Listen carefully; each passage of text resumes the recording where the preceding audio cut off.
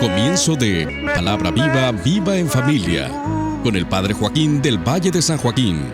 Llame a sus familiares y amigos para ser bendecidos con la palabra de Dios que sostiene el cielo y la tierra. Ilumina tu mente, convierte tu corazón, santifica tu cuerpo y llena de gozo tu alma. Bienvenidos sean a la celebración de la Santa Misa de la Sagrada Familia. Nos acompaña el coro Evolución Espiritual de Fresno, California. La nieve cubrió los pastorcillos quieren ver a su rey. Le traen regalos en su humilde zurrón. Ropo pom pom, ropo pom pom. Ha nacido en un portal de Belén el niño Dios, el niño Dios. El camino que lleva a Belén, yo voy marchando con mi viejo tambor. Nada mejor hay que te pueda ofrecer. Su ronco acento es un canto de amor. Ropo pom pom, ropo pom pom. Cuando Dios me vio tocando ante él, me sonrió, me sonrió. Pedimos en este servicio de Palabra Viva, Viva la Palabra, por todas las familias inmigrantes, aquellas que han quedado divididas por estas leyes injustas que no prevén las consecuencias de una familia dividida. Lectura del libro del Génesis. En aquel tiempo, el Señor se le apareció a Abraham y le dijo: No temas, Abraham, yo soy tu protector y tu recompensa será muy grande. Abraham le respondió: Señor mío, ¿qué vas a poder darme, puesto que yo voy a morir sin hijos? Ya que no me has dado descendencia, un criado de mi casa será mi heredero. Pero el Señor le dijo: Ese no será tu heredero, sino uno que saldrá de tus entrañas. Y haciéndolo salir de la casa, le dijo: Mira el cielo y cuenta las estrellas, si puedes. Luego añadió: Así será tu descendencia. Abraham creyó lo que el Señor le decía, y por esa fe el Señor lo tuvo por justo. Poco tiempo después, el Señor tuvo compasión de Sara, como lo había dicho, y le cumplió lo que le había prometido. Ella concibió y le dio a Abraham un hijo en su vejez, en el tiempo que Dios había predicho. Abraham le puso por nombre Isaac al hijo que le había nacido de Sara. Palabra de Dios. Te alabamos, Señor. Lectura de la carta a los Hebreos. Hermanos, por su fe, Abraham, obediente al llamado de Dios y sin saber a dónde iba, partió hacia la tierra que habría de recibir como herencia. Por su fe, Sara, aun siendo estéril y a pesar de su avanzada edad, pudo concebir un hijo, porque creyó que Dios habría de ser fiel a la promesa. Y así, de un solo hombre, ya anciano, nació una descendencia, numerosa como las estrellas del cielo e incontable como las arenas del mar. Por su fe, Abraham, cuando Dios le puso una prueba, se dispuso a sacrificar a Isaac, su hijo único, garantía de la promesa, porque Dios le había dicho: de Isaac nacerá la descendencia que ha de llevar tu nombre. Abraham pensaba, en efecto, que Dios tiene poder hasta para resucitar a los muertos. Por eso le fue devuelto Isaac, que se convirtió así en un símbolo profético. Palabra de Dios. Te alabamos, Señor. Lectura del Santo Evangelio según San Lucas. Gloria a ti, Señor Jesús. Transcurrido el tiempo de la purificación de María, según la ley de Moisés, Ella y José llevaron al niño a Jerusalén para presentarlo al Señor, de acuerdo con lo escrito en la ley. Todo primogénito varón será consagrado al Señor, y también para ofrecer, como dice la ley, un par de tórtolas o 2 pichones. Vivía en Jerusalén un hombre llamado Simeón, varón justo y temeroso de Dios, que aguardaba el consuelo de Israel. En él moraba el Espíritu Santo, el cual le había revelado que no moriría sin haber visto antes al Mesías del Señor. Movido por el Espíritu, fue al templo, y cuando José y María entraban con el niño Jesús para cumplir con lo prescrito por la ley, Simeón lo tomó en brazos y bendijo a Dios diciendo: Señor, ya puedes dejar morir en paz a tu siervo, según lo que me habías prometido, porque mis ojos han visto a tu Salvador, al que has preparado para bien de todos los pueblos, luz que alumbra a las naciones y gloria de tu pueblo Israel. El padre y la madre del niño estaban admirados de semejantes palabras, y cuando cumplieron todo lo que prescribía la ley del Señor, se volvieron a Galilea, a su ciudad de Nazaret. El niño iba creciendo y fortaleciéndose, se llenaba de sabiduría, y la gracia de Dios estaba con él. He aquí la buena noticia de Jesucristo nuestro Señor. Gloria a ti, Señor Jesús. Qué maravillosa historia de salvación nos ha sido contada hoy. El tema de la salvación que viene de familia se realiza en familia y es para la familia. Este tema tan necesario y urgente en la vida de nosotros no puede ser ignorado, porque la familia ha sido el blanco de los ataques tanto de un mundo que ha querido controlar o manipular hasta lo más sagrado, lo más tradicional, haciendo caso omiso de la palabra de Dios, ignorando los valores que sustentan y cimentan nuestra civilización, como es la familia fundada en el matrimonio de un hombre y una mujer, así como también el egoísmo de la carne, es decir, cuando las personas se centran en sus propios intereses y no se preocupan de sus hijos o de la mujer que el Señor les da o del marido que tienen a su lado. Cuando los adultos siguen siendo niños, pero no como un valor, sino como una falta, como una adolescencia, como algo que no han querido madurar. En lugar de mirar a los niños como modelo de entrada al reino de los cielos, nos hemos querido quedar con chiquilladas, con actitudes infantilistas en las que queremos buscar solamente nuestro propio juguete, nuestro propio placer, pero no nos preocupamos del porqué de la vida, de cuál es nuestra función en la casa, cuál es nuestro papel de padre o de madre o de adolescente o de niño. Cada uno tiene su propia función, pero el mundo en que vivimos quiere cegarnos, quiere hacernos olvidar de los demás y que nos centremos en nuestro propio yo. En cambio, la palabra de Dios nos invita a que apreciemos ese contexto en el que debemos crecer, en el que debemos madurar como hombres y mujeres de fe. Además, no olvidemos que el enemigo número 1 de la humanidad es el demonio. Las fuerzas oscuras del mal tratan de arruinar lo esencial que es la familia.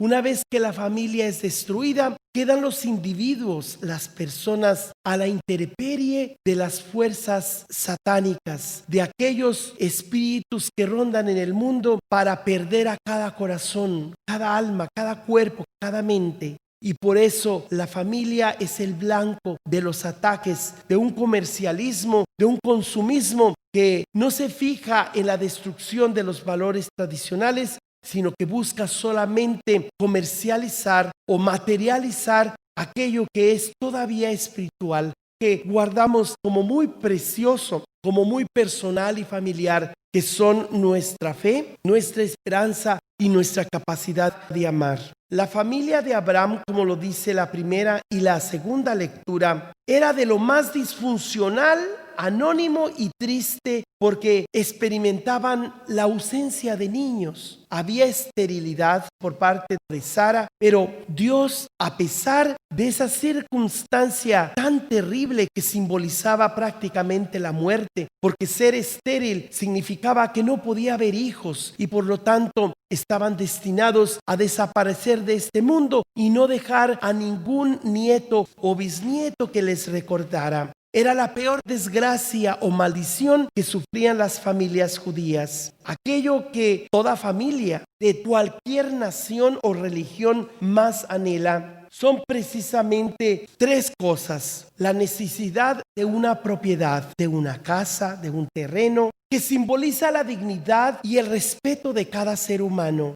Cuando una persona trabaja, merece su salario. El trabajo nos hace dignos, pero requiere entonces que tengamos el derecho a la propiedad privada. Y por eso la propiedad simboliza la bendición de Dios como recompensa al fruto del trabajo de nuestras manos. El segundo anhelo o necesidad del ser humano o de las familias todas de la tierra es precisamente el derecho de formar y de pertenecer a una familia, es decir, la prolongación de la vida. Parte de la fe judía, de la fe musulmana y de la fe cristiana es el anhelo de seguir viviendo, de acabar nuestra vida con una ancianidad feliz. Pero no solamente vivir muchos años se toma como una bendición de Dios, sino sobre todo de tener hijos, nietos, bisnietos y tataranietos que puedan decir: ese fue mi abuelo, ese ha sido mi padre, qué orgulloso estoy del nombre de mi familia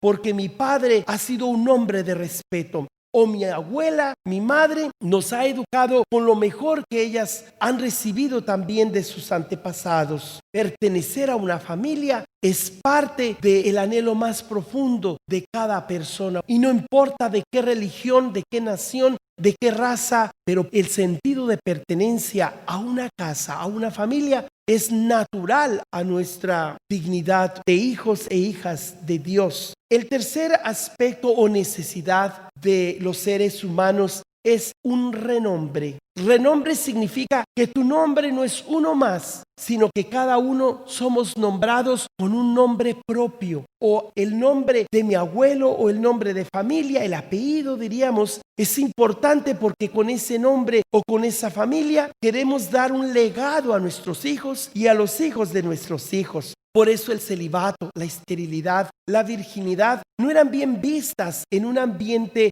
del Mediterráneo o de los pueblos semitas, porque era parte de la bendición de Abraham que los hijos de tus hijos te recordaran y pudieran transmitir la fe del verdadero Dios a las nuevas generaciones. Hoy nos concentramos solamente en uno de estos tres aspectos o de estas tres necesidades de toda familia humana, que es el sentido de pertenencia a una familia, o los hijos que de alguna manera son prolongación de la vida de los padres. Una familia, un heredero, un futuro. Dios habla a Abraham y le dice: no temas, yo soy tu protector y tu recompensa será muy grande. Sin embargo, Abraham se queja diciéndole: Señor, ¿qué me vas a poder dar? Puesto que voy a morir sin tener hijos, ya que no me has dado descendientes, un criado va a ser el heredero de mi casa. Pero el Señor le responde: ese no será tu heredero, sino uno que saldrá de tus entrañas.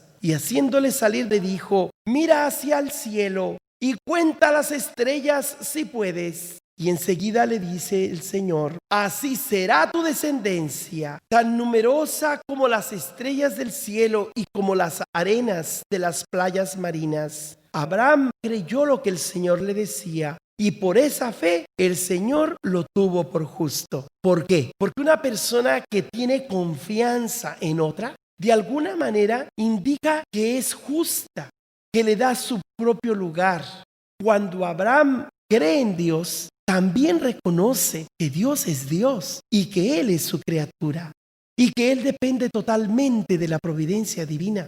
Por eso Dios acredita a Abraham como justo. Quiere decir que la relación que Abraham tiene con Dios es la relación correcta. Si le damos a Dios su lugar, estamos siendo justos, como Abraham lo fue. El Señor también tuvo compasión de la mujer de Abraham, Sara, que aunque era estéril y ya avanzada en años, le había dicho que cumpliría su promesa. Ella concibió pues y le dio a Abraham un hijo en su vejez. Abraham le puso por nombre Isaac, que significa, diríamos hoy día, un chiste, una broma. Por eso Sara se ríe cuando un año antes los visitantes de su marido le habían dicho que en un año ella iba a estar esperando un bebé. Y detrás de las mantas de aquel campamento le da risa, diciendo cómo después de vieja voy a tener placer con mi marido. Así es que el nombre de Isaac simboliza una broma de Dios que ríe y una broma de Sara que ni se la cree. Pero a fin de cuentas, este hijo de la promesa simboliza que Dios sabe cómo se las arregla, pero logra de aquel vientre marchito y de aquel hombre avanzado en años que estaba más en la puerta del abismo y de la muerte, hacer resurgir la vida. Y aunque causa risa, pero esa es la bendición que Dios trae a los que confían en su palabra. Por eso la fe significa confianza total en la palabra o promesa de Dios. Y Abraham demuestra esa confianza esperando contra toda esperanza de un amor a Dios que cuando Dios le concede aquel hijo de la promesa, que simboliza precisamente la prueba de que Dios es Dios y que Él puede hacer hasta las cosas más imposibles porque Él todo lo puede. Pero también Dios tiene derechos y le pide a Abraham que le entregue a su hijo. Por un lado, Isaac es el cumplimiento de la promesa, pero por otro, Dios tiene el derecho de pedirle ese hijo como suyo.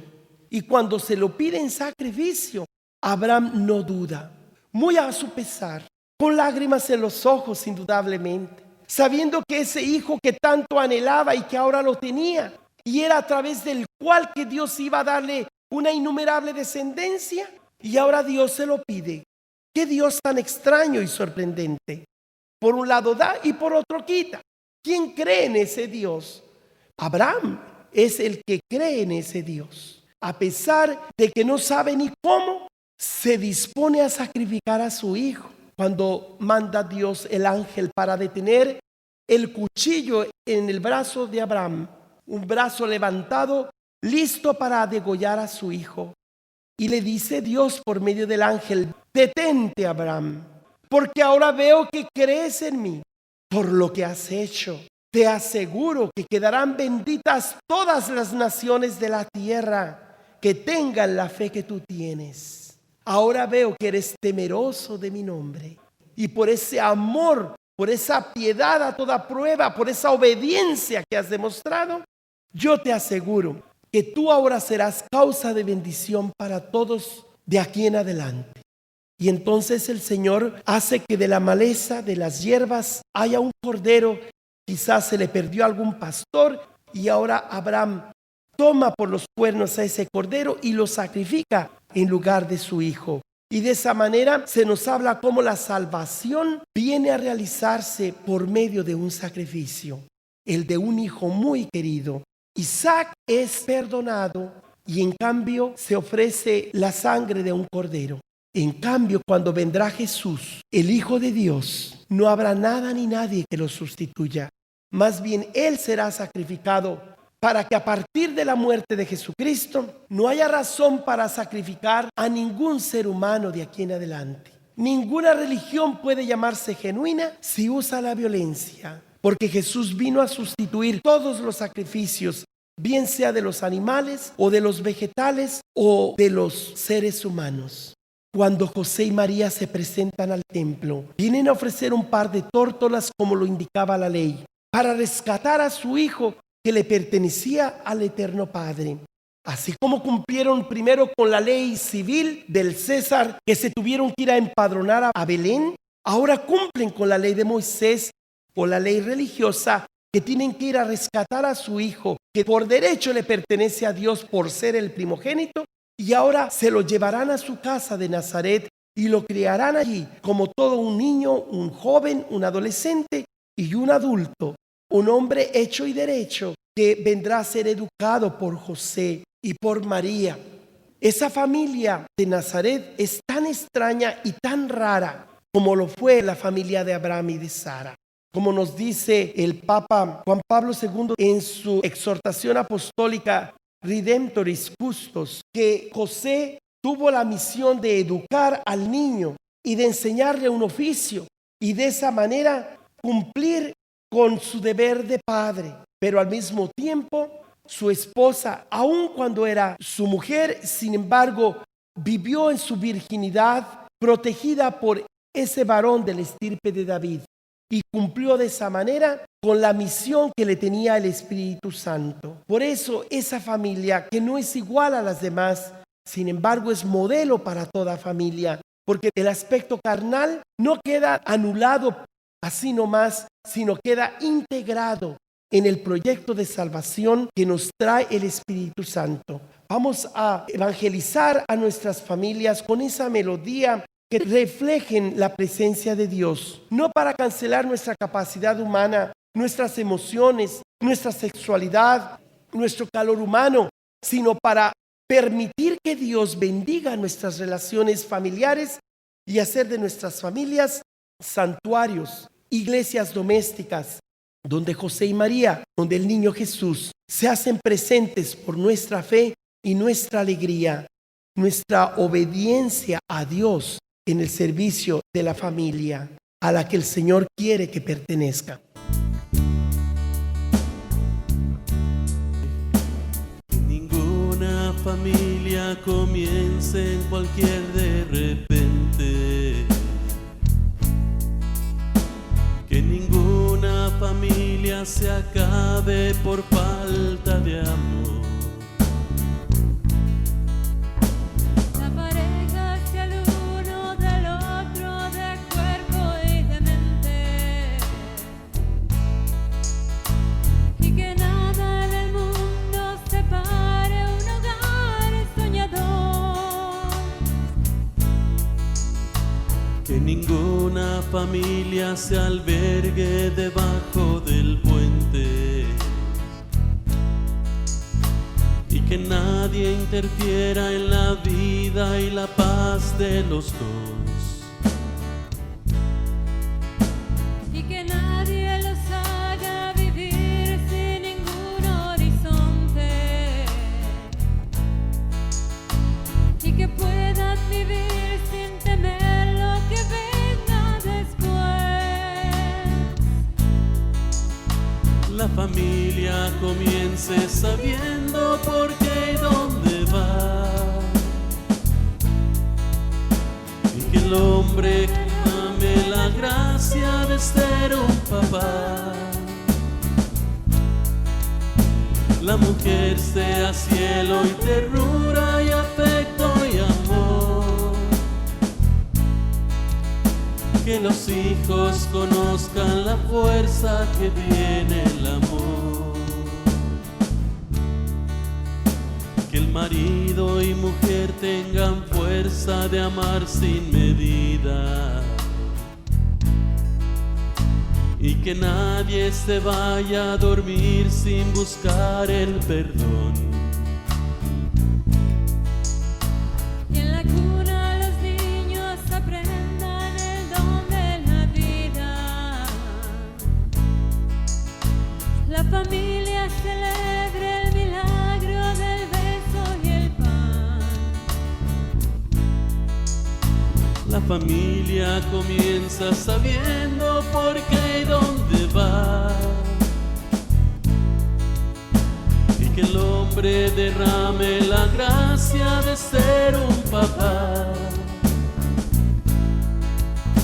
La mujer sea cielo y ternura y afecto y calor. Que los hijos conozcan la fuerza que tiene el amor. Bendecidos, Señor, las familias, amén. Bendecido, Señor, la mía también. Bendecido, Señor, las familias, amén. Bendecido Señor, la mía también. Cuando cumplieron todo lo que prescribía la ley del Señor, María, José y Jesús se volvieron a Galilea, a su ciudad de Nazaret. Nos dice San Lucas que el niño iba creciendo y fortaleciéndose, se llenaba de sabiduría y la gracia de Dios estaba con él. Qué bella historia en la que todos tienen un lugar, no solamente el matrimonio, sino también una anciana viuda, también aquel hombre piadoso. Cuando tenemos la palabra de Dios en el centro de nuestras vidas, nadie se puede sentir excluido. Todos tenemos ese sentido de pertenencia a nuestro hogar, a la casa que nos vio nacer y crecer, y saber que el Señor nos da precisamente su salvación, porque este es el tema de la Sagrada Liturgia el día de hoy. La salvación viene de familia, se realiza en familia y es para la familia. La palabra de Dios nos da ese mensaje de confianza en el poder de Dios que puede rehacer nuestras familias si algo ha fallado en ellas. Son muchas las insidias que amenazan la solidez de la institución familiar en la mayor parte de los países de América. Se deben mencionar, entre otros, el aumento de los divorcios, la difusión del aborto, del infanticidio y de la mentalidad contraceptiva. Ante esta situación hay que subrayar que el fundamento de la vida humana es la relación nupcial entre el marido y la esposa, la cual entre los cristianos es sacramental. Como cristianos, como seres humanos, no permitamos que en los medios se nos engañe sobre lo que es y debe ser la familia, fundada en el matrimonio de un hombre y una mujer, pero al mismo tiempo el hogar donde se respete a cada uno, bien sea soltero o casado, con todos nuestros defectos y nuestras capacidades. Nadie debe sentirse excluido de su familia. La familia es el santuario donde habita Dios.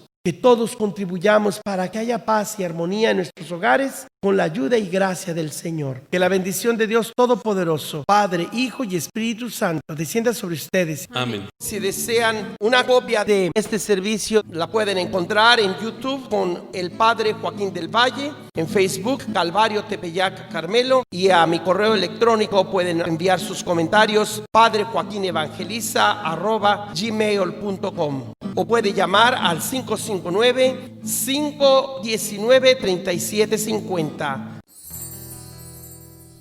La Virgen se está peinando entre cortina y cortina. Sus cabellos son de oro y el peine de plata fina.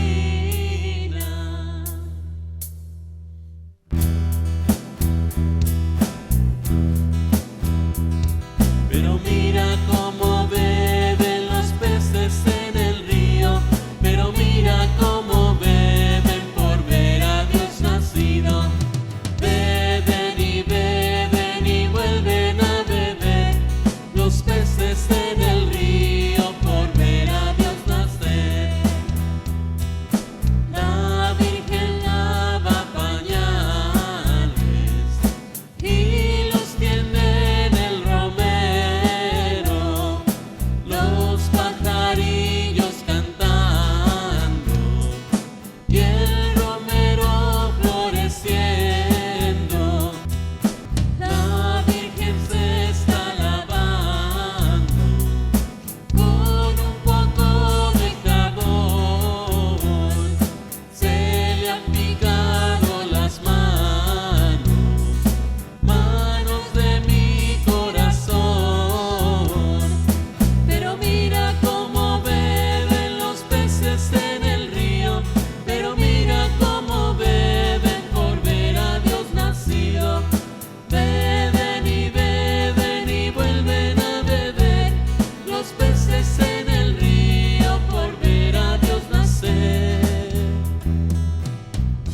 Acabas de escuchar la predicación de Monte Carmelo de Fresno, California. Si desea una copia de la Santa Misa o solo de la predicación del domingo que pida, Mande su ofrenda al Padre Joaquín, P.O. Box 12131 en Fresno, California. Código postal 93776.